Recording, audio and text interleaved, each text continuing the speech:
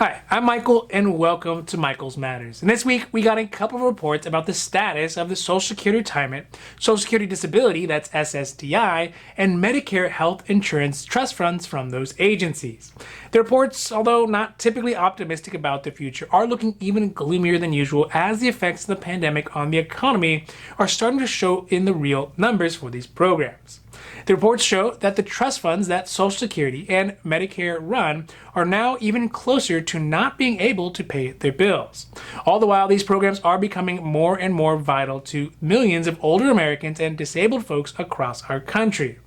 In fact, Social Security alone plays a critical role in the lives of 65 million current beneficiaries and 176 million workers who are paying into it now but will eventually likely become utilizers of the program.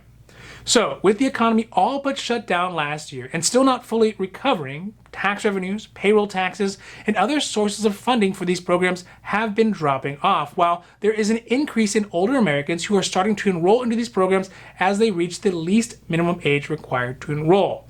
In fact, just in 2019, nearly 32% of all new Social Security beneficiaries enrolled in the program at the earliest age of 62 years old, which is only growing as people are choosing to retire early rather than to stay in the workforce.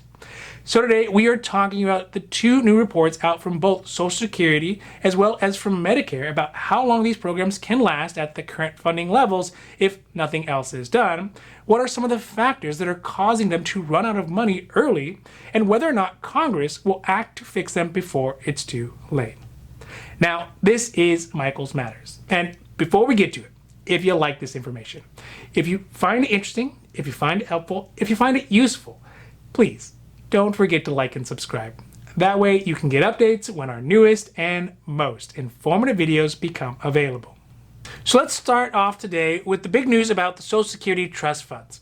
Earlier this week, the annual report from the Board of Trustees for the Federal Old Age and Survivors Insurance and Federal Disability Insurance Trust Funds came out and had some disheartening news about the solvency of both the Social Security Retirement and the Social Security Disability SSDI trust funds. In short, it found that the effects the pandemic had on our economy has shortened the date which either Social Security Retirement Trust Fund or the SSDI trust funds would no longer be able to meet their financial obligations to their beneficiaries. In fact, for the Social Security Retirement Trust Fund, the expected insolvency date is now being moved up to the year 2034, which is 1 year earlier than it was previously reported at 2035. For the SSDI Trust Fund, the report estimates that it will be depleted by 2057, which is much farther out still, but brings down the depletion date by 8 years earlier than previously expected. Although it is true that the actuaries who produce these reports always tend to be a bit more pessimistic than the average person, the apparent truth remains that if nothing else is done, these two important pillars of support in our country will be dramatically affected. Furthermore, the report indicated that without more help from outside funding, the program will not simply right itself once the pandemic is over. It points to things like demographic changes, lower immigration, and people living longer than anticipated as consistent factors that prohibit the trust fund from simply fixing itself further down the road. For example, the estimated birth rate in 2021 dropped to 1.54 children per woman in this country, and it looks to be only adjusting to 1.62 children to women in 2022. Something to think about as you see those crazy kids running around in the restaurants. Maybe cut them a little bit of slack, considering it's going to be them who are paying for all of our Social Security benefits in the future. The most recent factors like low tax revenue overall, lower payroll tax as during the pandemic unemployment reached a staggering 15% nationwide, are already having an effect on how the two programs work. Additionally, the external economic factors like inflation are causing the need for Social Security to increase beneficiaries' cost of living adjustment in 2022 to as much as potentially 6.2%, which is a massive jump in comparison to 2021's jump of 1.6%.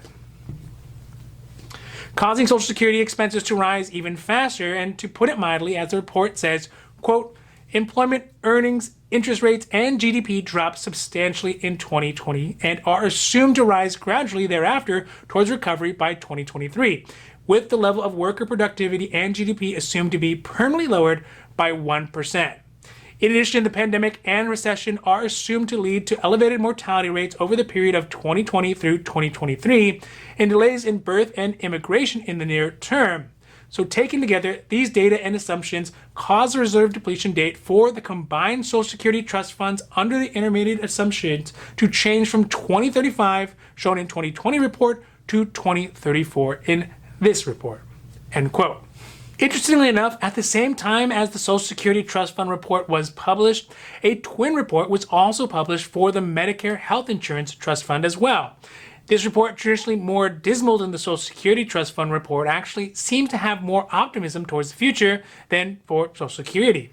This is because despite falling tax revenues during the pandemic, a lot less seniors, retirees, and people on Medicare chose to pursue elective medical procedures. Elective procedures could be really anything from getting knees replaced to getting hips replaced or something like that, as long as it's not urgent. This meant that Medicare saw some decreases in spending on elective surgeries, all the while seeing increases in the cost of taking care of people who are suffering from the pandemic. Unfortunately, disproportionately, seniors are affected by the virus more, which in a way counterbalanced the lower elective procedure spending with higher pandemic healthcare spending. But even with this stalemate of both cost as well as revenue, the Medicare report estimates that the Medicare Part A portion of the trust fund, or hospitalization, will no longer be able to pay all of its bills by the beginning of 2026. This is primarily just for hospitalization or for Medicare Part A portions of coverage, because the other portions of Medicare, so that would be Part B, which is for doctor's visits, as well as Part D, which is for medications, have a monthly cost that is paid by beneficiaries and is increased yearly as the cost of healthcare goes up. Specifically for 2022, the report expects that the Medicare Part B premium will go up by $10 a month from $148.50 a month up to $158.50 a month. One of the key recommendations in the report to help Medicare last longer is to raise the payroll taxes that are used to fund the program. This would increase tax from 2.9% of a person's paycheck up to 3.67%, which really doesn't seem like a lot of money, but over a year, or better yet, over a lifetime, it comes out to some real money. That all comes at a time when Democrats in Congress are pushing for additional increased benefits on Medicare, like dental, vision, and hearing, that were never really a part of traditional benefits available through Medicare.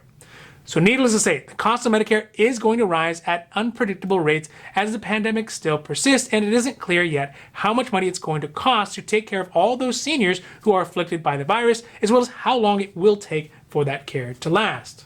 So the big question is, what can Congress do to rectify the situation, and are they even able to do it? This seems to be an everlasting gobstopper of a question, as Congress is an organization that is primarily fixed on pleasing everybody in the moment right now, but does a poor job of long-term planning and thinking, especially when the changes that need to be made are painful in the present, but for the betterment of everybody 20 to 30 years from now. That being said, it is not unprecedented that they have done some things in the past to help some of their programs. For example, in 2016, Congress transferred funds from the Social Security Retirement Program to the Social Security Disability Fund in order to ensure that disabled folks could continue to receive their benefits. Furthermore, recently, Congress passed an $80 billion bailout bill for the multi-employer and pension plans, which are really for labor unions, independent employers like trucking, mining, and supermarkets. But all these types of fixes really are just going to be band-aids. The short-term painful, long-term beneficial move for these three programs, Social Security Retirement, Social Security Disability, SSDI, and Medicare, is to raise taxes. Although raising taxes is never popular, President Biden and other Democrats have been very forthcoming about how they intend to pay for things like their $3.5 trillion infrastructure bill, as well as their enhanced budgets that include semi-fixes to these programs. The way they're going to do it is by raising taxes on the wealthy, which, if it's going to happen, and it needs to happen, it has to happen before the end of the year, as the future dominance of Democrats in Congress is not going to be guaranteed through the next year's midterm elections. So when we look at the programs that are most important to retirees and older Americans, programs like Social Security Retirement, Social Security Disability, so that's SSDI, as well as Medicare, it is plain to see that something must be done by Congress to ensure that our parents, our grandparents, and maybe even our great-grandparents are able to have enough resources not only just to survive, but to also live with dignity. Most retirees, they have worked their entire lives and paid into these programs over that time frame. it is only fair to give them the benefits that they were promised during retirement. It is ridiculous that Congress and politicians continually miscalculate and misallocate the needs of seniors and yet still refuse to do the tough decisions that they were elected to do to bring more stability to these vital retirement programs.